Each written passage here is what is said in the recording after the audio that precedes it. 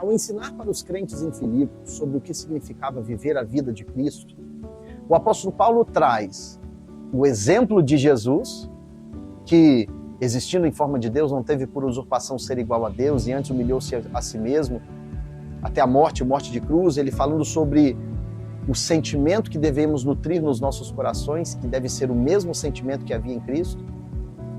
E ele também traz a experiência própria do seu ministério, vencendo tribulações e dificuldades para se esforçar de tal forma que o objetivo fosse alcançado e que o evangelho fosse priorizado.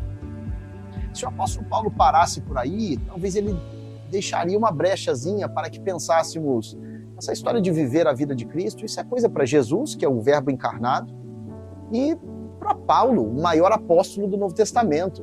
Isso não se aplica a mim, que sou uma pessoa normal, que vivo o meu dia a dia normalmente. Mas o apóstolo Paulo, ele não deixa oportunidade para esse pensamento, porque ele traz o exemplo de dois homens que impactam a sua vida de uma forma muito poderosa. Homens comuns, normais, como eu e você, mas que ambos se tornam exemplo do que significa viver a vida de Cristo. Esses são os parceiros na caminhada, Timóteo e Epafrodito. Veja o que Paulo escreve a respeito deles em Filipenses capítulo 1, 2, versículos 19 em diante. Ele escreve: espero, porém, no Senhor Jesus mandar-vos Timóteo o mais breve possível, a fim de que eu me sinta animado também, tendo conhecimento da vossa situação. Porém, a ninguém tenho de igual sentimento que sinceramente cuide dos vossos interesses. Pois todos eles buscam o que é seu próprio, não o que é de Cristo Jesus. E conheceis o seu caráter provado, pois serviu ao Evangelho junto comigo, como filho ao Pai. Este, com efeito, é quem espero enviar tão logo tenha eu visto a minha situação.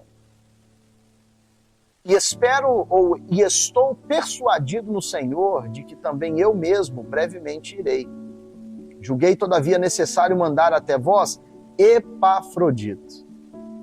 Por um lado, meu irmão, cooperador e companheiro de lutas, e por outro, vosso mensageiro e vosso auxiliar nas minhas necessidades. Visto que ele tinha saudade de todos vós e estava angustiado porque ouvistes que adoeceu. Com efeito, adoeceu mortalmente. Deus, porém, se compadeceu dele, e não somente dele, mas também de mim, para que eu não tivesse tristeza sobre tristeza. Queridos, Timóteo e Epafrodito, eles são aqui para nós exemplos poderosos do que significa viver o Evangelho diariamente, sem pompa, sem fama, sem ser necessariamente conhecido, porém sendo impactante. Tanto Timóteo como Epafrodito não representavam, não eram grandes personalidades da sua época. Ambos eram pessoas normais que acompanhavam Paulo nas suas viagens e serviam naquilo que era necessário. Ambos, a característica mais poderosa de ambos era que ambos estavam disponíveis. Disponíveis para o Senhor, disponíveis para o Evangelho, disponíveis para o reino de Deus. Eles eram verdadeiros parceiros na caminhada. Que coisas lindas que podemos aprender tanto com Timóteo como com Epafrodito. Com Timóteo, eu aprendo que ele tinha uma mente de servo. No versículo 19 ao 21, o apóstolo Paulo descreve a interação dele com Timóteo de uma forma tão linda, tão preciosa. Timóteo estava sendo enviado para animar Paulo a respeito do testemunho dos filipenses. E ele diz o seguinte: a ninguém tenho de igual sentimento que sinceramente cuide dos vossos interesses.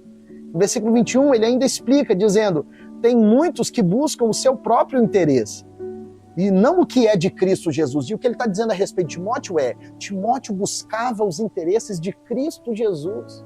Olha que coisa linda, um verdadeiro companheiro na caminhada.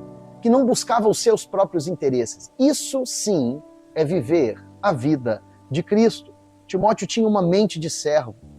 Timóteo aceitou ser treinado e aceitou caminhar com Paulo de uma forma tão linda e poderosa. Paulo descreve as suas interações com Timóteo no versículo 22. Ele diz: e conheceis o seu caráter provado, pois serviu ao evangelho junto comigo, como um filho ao pai. Que coisa poderosa você vê o carinho com que Paulo fala de Timóteo. E Paulo não é qualquer um. Paulo é um homem testado, provado. Paulo é um homem tarimbado. E Paulo vê em Timóteo um exemplo de serviço, de disponibilidade, de coração aberto para receber e para contribuir. Timóteo, ele tinha um coração de servo, ele tinha um coração pronto para receber e ser treinado, e ele estava prestes a receber a recompensa divina, a recompensa de servo. Versículo 23 diz: este, com efeito, é quem espero enviar tão logo tenha eu visto a minha situação. Estou persuadido no Senhor de que também eu mesmo brevemente irei. Timóteo sabia do significado de sacrifício e serviço, e ele se colocava à disposição. Sabe de uma coisa, meu irmão? Eu creio que Deus certamente pode usar pessoas capacitadas, e Deus pode usar pessoas que estão posicionadas de forma hábil para realizar grandes obras. Mas de nada conta as nossas habilidades se nós não nos fazemos disponíveis.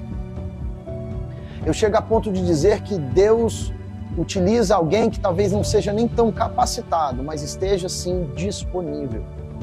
E a disponibilidade mostra a nossa confiança no Senhor.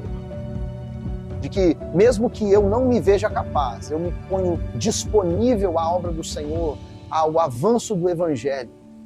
Porque eu sou um parceiro na caminhada, como Timóteo foi.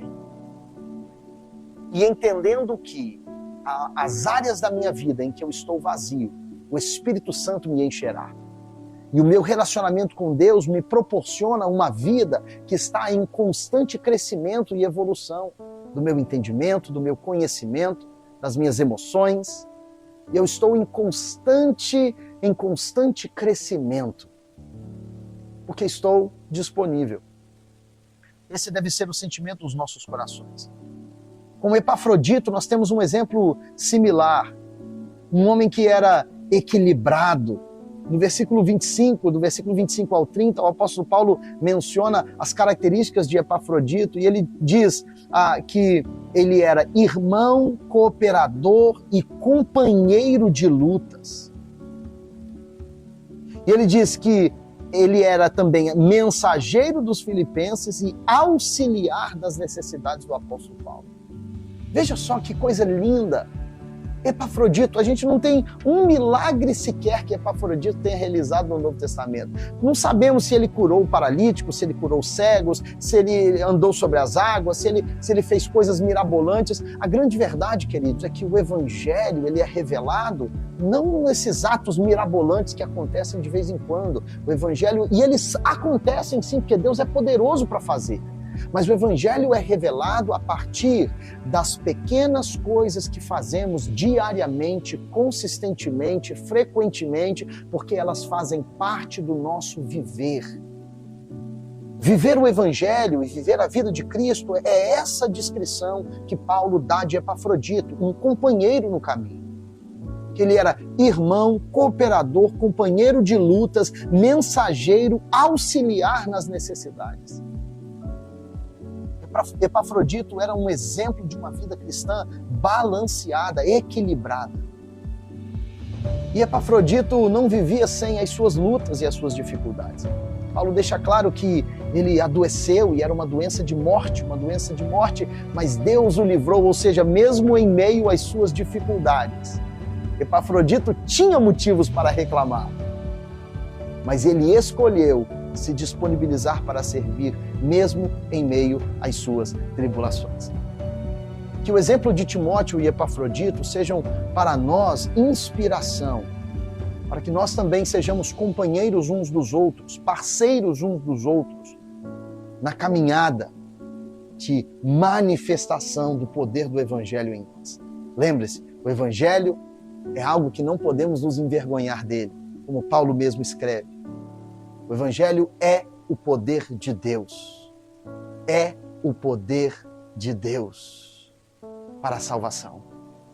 Seja abençoado, inspirado por essa reflexão. Que Deus te abençoe em nome de Jesus.